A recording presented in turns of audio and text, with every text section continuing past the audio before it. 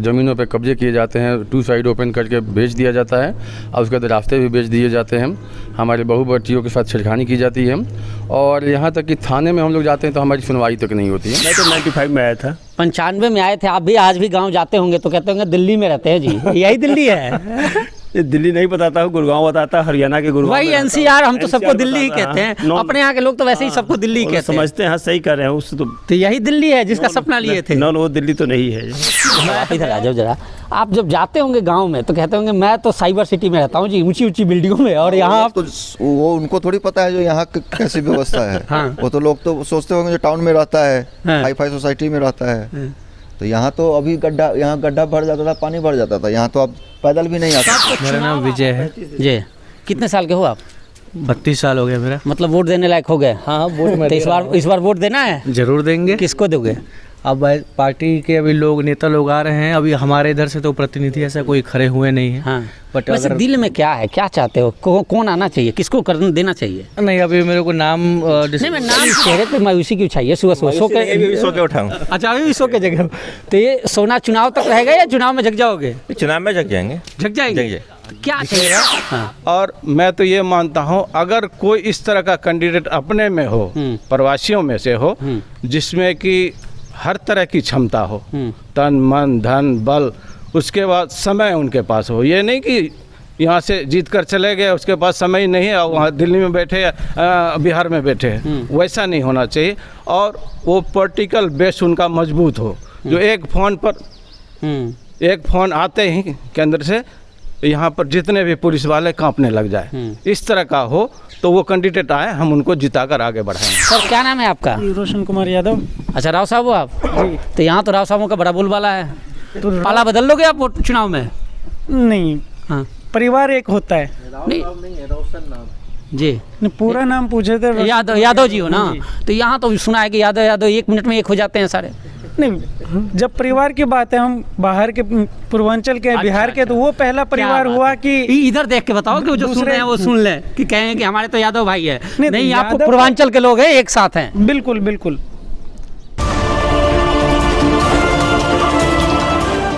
नमस्कार, मैं हूं सुशील कुमार और आप देख रहे हैं प्रवासी एक्सप्रेस। दरअसल आज हम पहुंचे हैं मारुति कुंज इलाके में, और इस इलाके का जिक्र करें, ज़रा दिखाइए गुंजन इन तस्वीरों को। ये मारुति कुंज इलाके की तस्वीर है और ये श्याम कुंज है। सड़कों की हालत आप देख सकती हैं, मकान ठीक ठाक बने हुए हैं और तमाम जो ये लोग हैं, यह माना जाता है कि यहाँ प्रवासियों का ज़्यादा दबदबा है। जब मैं यहाँ पहुँचा और लोगों से बात किया तो पता चला कि इस इलाके में 25 से 28 छोटी बड़ी कॉलोनियाँ हैं और लाखों की संख्या में लोग रहते हैं। मैं जब यहाँ पहुँचा, देखिए ज़रा कुछ लोगों को मैंने यहाँ एकत्रित किया, मैंने बुलाया उनसे और मैंने कहा कि ज़रा बात भी करें, चूँकि निगम का चुनाव होना है और चुनाव की सरगर्मियाँ जिस तरह से तेज़ हुई है, उसको देखते हुए इस इलाके के लोग क्या सोचते हैं कि आखिर इन्हें क्या चाहिए और क्या कुछ इनकी उम्मीदें हैं। कई तो कयासी अभी लगा रहे हैं कि जिस तरह से प्रवासियों का दबदबा इस इलाके में है, तो ऐसा न हो कि इनके भी उम्मीदवार हों और कहीं ना कहीं ये भी प्रतिनिधित्व करना चाहते हैं। और इसके पीछे खास रीज़न भी है कि करीब 10 साल 15 साल से ज़्यादा का समय हो गया इन कॉलोनियों को बसे हुए, लेकिन हालात अभी भी वही हैं जो पहले जिस वक्त ये लोग बसे थे। शुरुआत मैं करूँगा, विनोद जी आपसे शुरुआत करूँगा, ज़रा आप खड़े हो जाओ। चुनाव आ रहा है, सबसे पहला जानना चाहूँगा मैं कि क्या स्थिति है आप लोगों की यहाँ? यहाँ पे बहुत ही बदतर स्थिति है। हमारी जो सबसे बड़ी दुविधा है वो लॉ एंड ऑर्डर की। हमारे लोगों के ज़मीनों पे कब्जे किए जाते हैं, 2 साइड ओपन करके बेच दिया जाता है और उसके बाद रास्ते भी बेच दिए जाते हैं। हमारे बहुवर्षीयों के साथ छेड़खानी की जाती है और यहाँ तक कि थाने में हम लोग जाते हैं तो हमारी सुनवाई तक नहीं होती है। FIR तक बड़ी मुश्किल से कभी होती है, कभी नहीं होती है। थाने में जाते हैं तो समझौता करने का दबाव बनता है। ये तो जो कि हम लोग प्रवासी हैं, जो कि सभी लोग झेलते आए हैं। बाकी डेवलपमेंट की चीज़ें हैं तो वो हमारे रोड और बिजली कुछ भी नहीं है। जो गलियां बनी हुई हैं, हम लोगों ने बहुत सारी गलियां अपने पैसे से बनाए, कोई सरकारी सुविधा से बना नहीं है। सीवर नहीं है और जो समर सीवर है वो हम लोगों ने अपने से कराया हुआ है।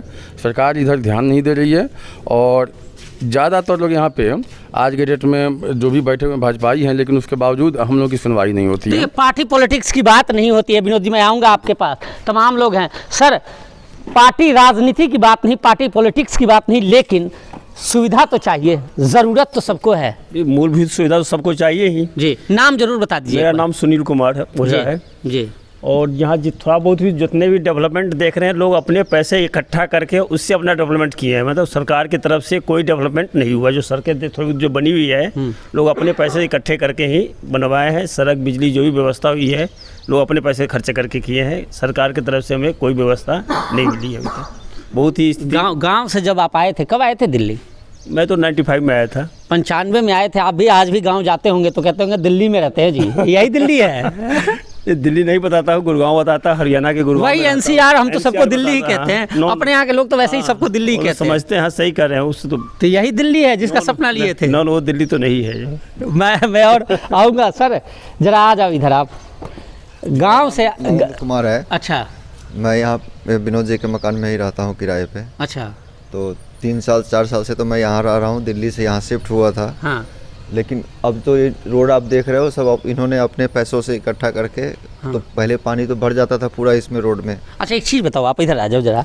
आप जब जाते होंगे गांव में तो कहते होंगे मैं तो साइबर सिटी में रहता हूँ जी, ऊंची ऊंची बिल्डिंगों में, और यहाँ तो वो उनको थोड़ी पता है जो यहाँ कैसी व्यवस्था है। हाँ। वो तो लोग तो सोचते होंगे जो टाउन में रहता है, हाई फाई सोसाइटी में रहता है।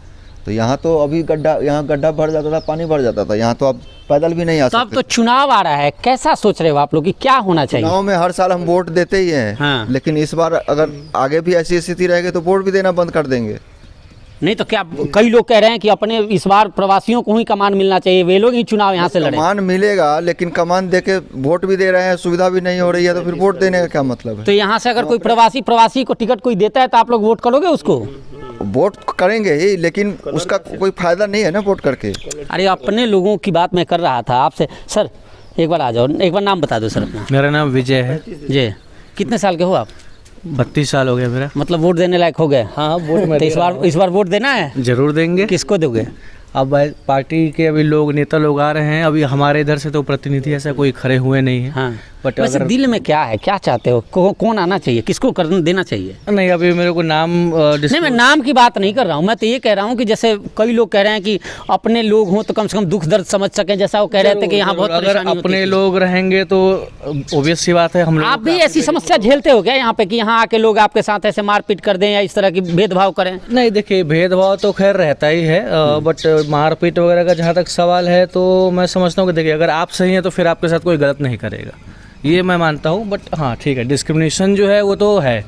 हम लोग बिहार से हैं तो थोड़ा सा जो एक हैंडलिंग है यहाँ के लोकल लोगों का, थोड़ा सा वे ऑफ थिंकिंग अलग है।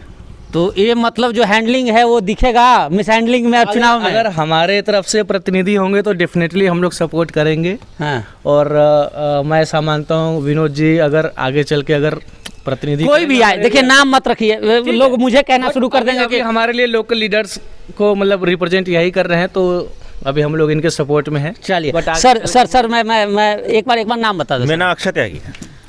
अक्षय त्यागी। अच्छा, अक्षय त्यागी जी।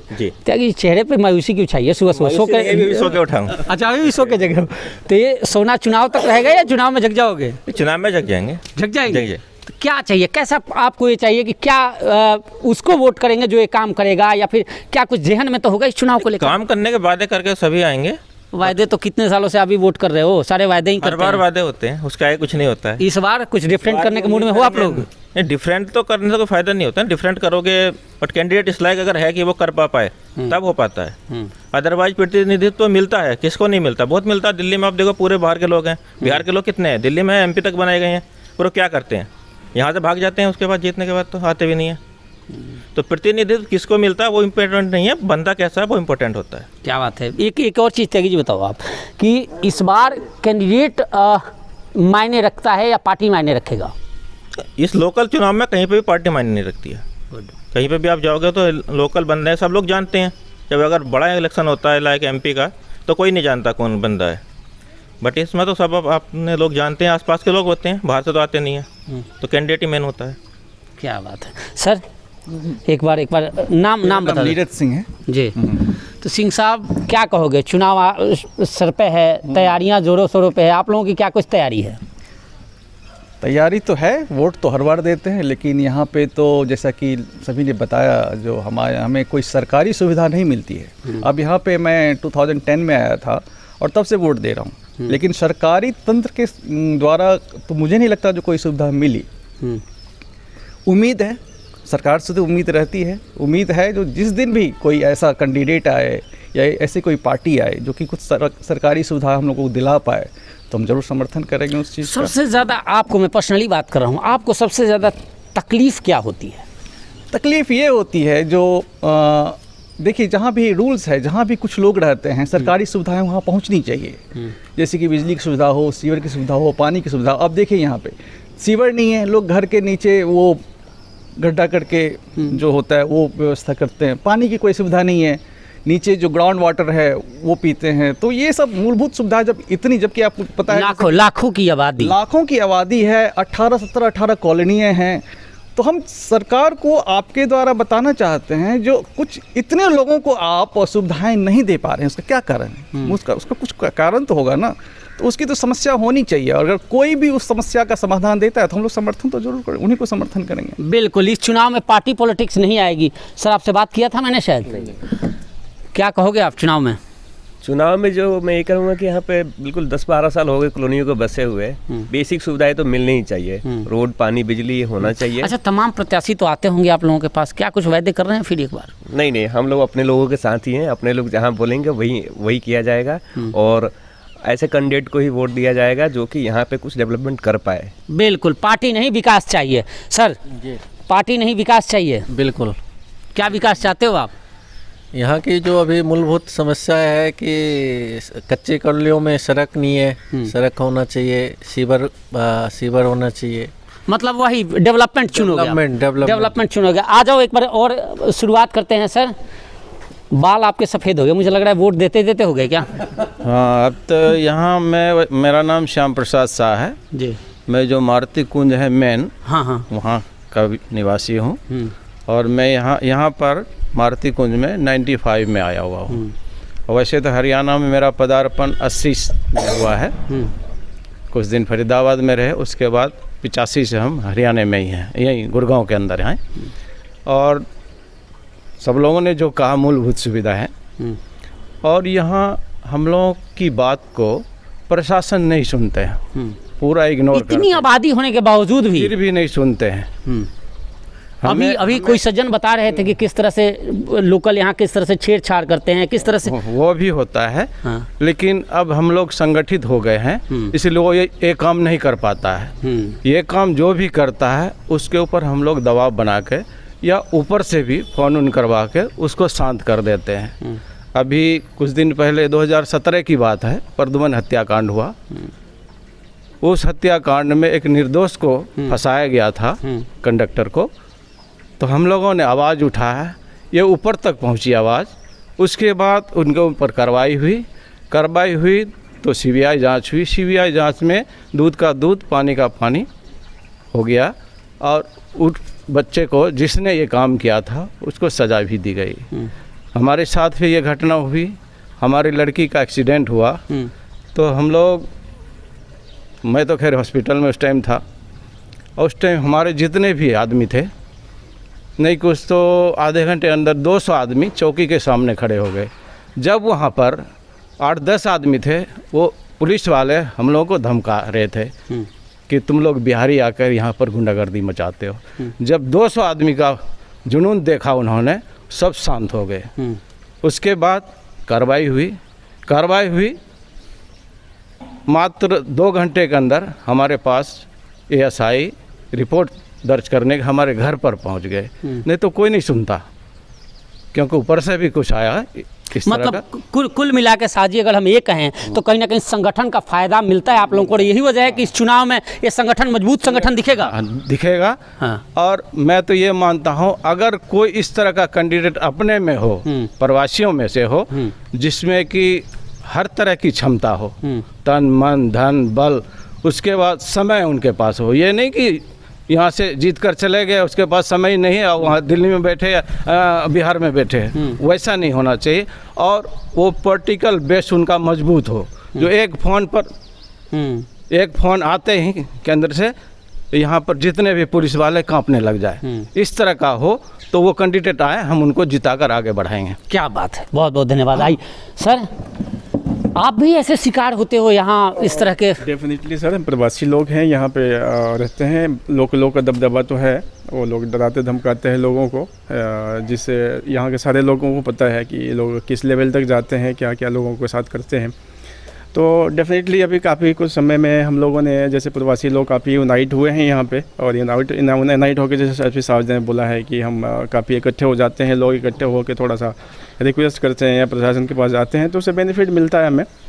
लेकिन लोकलिटी तो है, लोकल गिरी चलती है यहाँ तो क्या पे। इस चुनाव में आपको लगता है कि आप लोग संगठित होकर ऐसे? बिल्कुल, हम संगठित होकर ही कुछ डिसीजन लेंगे। लोग हमारा जो है कुछ पॉलिटिशियन टाइप के जो लोग हैं यहाँ पे, जो एक्टिव लोग हैं, उनको हम डेफिनेटली सपोर्ट करेंगे, और सही दिशा में जो काम करेगा उसको बिल्कुल बिल्कुल करेंगे। सर एक बार नाम बता दो अपना। NL पाठक है सर। पाठक जी, अमूमन आरोप लगता है कि प्रवासी हैं, पूर्वांचल के हैं तो बिकाऊ हैं, 1 मिनट में बिक जाएंगे। नहीं सर, ऐसी कोई बात नहीं है, बिकाऊ वाली तो कोई बात ही नहीं है। बाकी जो कहना है जिसको, जो वो कह सकता है। लोकल कहते हैं कि हम तो पैसे देंगे जी, इनका वोट खरीद लेंगे 1 मिनट में। अब जिनको जो कहना है वो कह ही सकता है, बाकी बिकाऊ जो है हर उनके में भी बिकाऊ होंगे। पाठक जी, दिल्ली के तर्ज पे करने की तैयारी तो नहीं हो कि सबका खाएंगे और वोट वहीं गिराएंगे? नहीं, खाएंगे किसी का नहीं, जहाँ पे वोट देना हो वहीं पे देंगे। अच्छा, खाएंगे नहीं, वोट देंगे जी। बड़े मुस्कुरा रहे हो आप। PK सिंह मेरा नाम है। अच्छा, PK सिंह मतलब वो पीने वाला सिंह या वैसे वाला सिंह? अच्छा, वैसे वाला। तो हम लोग यहाँ पे 2010 से ही रह रहे हैं जी, और सब लोगों ने जो कहा वही सच है कि सिर्फ हम लोगों को बुनियादी सुविधा चाहिए, किसी पार्टी से कोई लेना देना नहीं है, लेकिन जो काम करेंगे उसके साथ हम लोग रहेंगे। एक आपसे मैं एक सवाल पूछ लेता हूँ। अमूमन मैं जब प्रवासियों के, पूर्वांचल के लोगों के पास जब जाता हूँ और जब नेताओं के पास भी जाता हूँ, उनसे ये लगता है कि अरे तो बिहार के, यूपी के लोग हैं, इनको तो देकर वोट देकर खरीद लेंगे, पैसे देकर खरीद लेंगे, इनका वोट ले लेंगे। पहली बार जब मैं यहाँ आया और आप लोगों से बात किया तो मुझे लग रहा है कि यहाँ आप लोग वहाँ से डिफरेंट हो, कुछ संगठित हो क्या? यहाँ गुटबाजी नहीं है? यहाँ सर हम लोग पूर्ण रूपेण से संगठित हैं। हाँ। और किसी भी हालत में बिहार के लोग कभी भी बिकते नहीं हैं। आपके सामने ज़रूर बोल सकते हैं, बहुत विवेक से काम करते हैं, और जिनको वोट देना है उन्हीं को वोट देंगे जो इस इलाके के लिए कुछ काम करते हैं। तो ये जो तमाम प्रत्याशी हैं जो ये सोच रहे हैं कि हम तो वोट खरीद लेंगे मारुति कुंज इलाके के तमाम कॉलोनियों का, उनको क्या कहोगे आप? कोई नहीं खरीद सकता किसी का वोट। हाँ, ये दिमाग से वो निकाल दें। इस बार सारा पूर्वांचल समाज एक तरफा जाएगा, जो डेवलपमेंट की बात करेगा, जो विकास करेगा उन्हीं के साथ जाएगा। बिल्कुल। सर क्या नाम है आपका? रोशन कुमार यादव। अच्छा, राव साहब हो आप? तो यहाँ तो राव साहबों का बड़ा बोलबाला है, तो पाला बदल लोगे आप वोट चुनाव में? नहीं। हाँ, परिवार एक होता है। नहीं, रोशन नाम जी, पूरा नाम पूछे थे। यादव जी हो ना? तो यहाँ तो सुना है कि यादव 1 मिनट में एक हो जाते हैं सारे। नहीं, जब परिवार की बात है, हम बाहर के, पूर्वांचल के, बिहार के, तो वो पहला परिवार हुआ कि इधर देख के बताओ कि जो सुन रहे हैं वो सुन लें कि कहें कि हमारे तो यादव भाई है। नहीं, आप पूर्वांचल के लोग हैं, एक साथ हैं। बिल्कुल बिल्कुल बिल्कुल। सर नाम? मैं हरिओम कौशिक जी। मैं तो ये कहना चाहूँगा, जो काम कर रहा है ना जो प्रत्याशी, और जो हमें जानता है, पहचानता है और हमारी बातों को समझता है, हम उसी को वोट देंगे। क्या बात है, बिल्कुल। देखिए कुछ और भी लोग आ गए। सर एक बार नाम बता दो। धर्मेंद्र कुमार। चुनाव आ रहा है निगम का। हाँ। आप लोग काफ़ी सालों से यहाँ हो, क्या रणनीति रहेगी इस बार की? रणनीति क्या, अगर पूर्वांचल वाले सारे अपने आप में मिल करके करते हैं कैंडिडेट, तो ये सीट निकला हुआ है। अच्छा, कैसे सीट निकल जाएगा? सुना है जो कैंडिडेट ऑलरेडी यहाँ है वो कह रहे हैं कि हम तो वोट खरीद के जीत जाएंगे, तो पूर्वांचल वालों का कोई ठौर ठिकाना नहीं होता। अगर बिकेंगे तो खरीद के जीत जाएंगे। तो बिकते तो है ना? पहले तो बिकते आए हैं। तो इस बार नहीं बिकेंगे? इस बार उम्मीद कम है। धर्मेंद्र जी कैसे कह रहे हो कि इस बार नहीं बिकेंगे? उम्मीद कम है। अगर इनके ऊपर है, जो पूर्वांचलियों के ऊपर, अगर ये सीट ऐसी है कि चाहे तो निकाल सकते हैं। जैसे 32 दांतों के बीच में जीव होता है, वैसी स्थिति है आप लोगों की यहाँ। चारों तरफ से लोकल बीच में आप लोग हो। इस बार का चुनाव होना है और कई दबाव आएंगी, कई चीज़ें होंगी, किस तरह से निपटोगे आप लोग? निपटने के लिए जब तक ले हम लोग आपस में एक नहीं होंगे, तब तक निपट नहीं पाएंगे। कारण कि ये जो क्षेत्र है हमारे मारुति कुंज, ये भोंडसी गांव का है, सारा ज़मीन है। पहले था ये 30 नंबर वार्ड में। अब यहाँ के लोकलों ने हम लोगों को बेवकूफ़ बना के कि ये लोग ना आगे बढ़े, इसको 3 भाग में बांट दिया। कुछ इलाका को तो लिया 30 नंबर में, कुछ को भेज दिया 29 में, कुछ को भेज दिया 31 में। तभी डीसी से मिले थे लोग पूरे एरिया के। अब डीसी ने बोला है कि भाई हम इसके बारे में विचार करते हैं। अब पेपर में तो आया है कि भाई मारुति कुंज के एरिया में के जितने भी क्षेत्र हैं सब 30 में ही आएंगे। हम देखिए आगे क्या होता है। बिल्कुल, देखिए ये तमाम मारुति कुंज इलाके में जो कॉलोनियाँ हैं उसमें से एक श्याम कुंज है और इसमें दूसरे कॉलोनी के लोग भी यहाँ पहुँचे थे और तमाम लोगों से हमने बातचीत की और बात के पीछे रीज़न दिखाया कि वजह क्या है संगठित होने का और इस चुनाव को लेकर कि इस चुनाव में वैसे तो तमाम पार्टियों से जुड़े लोग हैं, कोई किसी पार्टी से है, किसी पार्टी से है, लेकिन जब निगम चुनाव का जिक्र हो रहा है तो निश्चित तौर पर यहाँ 2 ही मुद्दे हैं। एक जो विकास करेगा, जो डेवलपमेंट करेगा, क्योंकि आज भी बेशक से कहने के लिए गुरुग्राम का इलाका है, लेकिन अगर हालात देखें तो उत्तर प्रदेश और बिहार के उन पिछड़ों इलाकों से कुछ कम नहीं है और आप देख सकते हैं कि हालात क्या है। दूसरा कि सबसे बड़ी बात कि सम्मान की लड़ाई है और यहाँ जो प्रवासी रहते हैं, पूर्वांचल के लोग रहते हैं, वो कहीं ना कहीं सम्मान अगर जो व्यक्ति उन्हें देगा, चाहे वो किसी पार्टी से हो, वो उसके साथ जाएंगे। और यह भी कयास लगाए जा रहे हैं कि अगर तीनों वार्डों में जो बटा क्षेत्र है अगर एक होता है तो निश्चित तौर पे इनको प्रतिनिधित्व चाहिए और किसी भी पार्टी से इनको अगर प्रतिनिधित्व मिलता है तो निश्चित तौर पे इस जीत की डंका बजाएंगे। फिलहाल इस पेशकश में इतना ही। देखते रहिए प्रवासी एक्सप्रेस।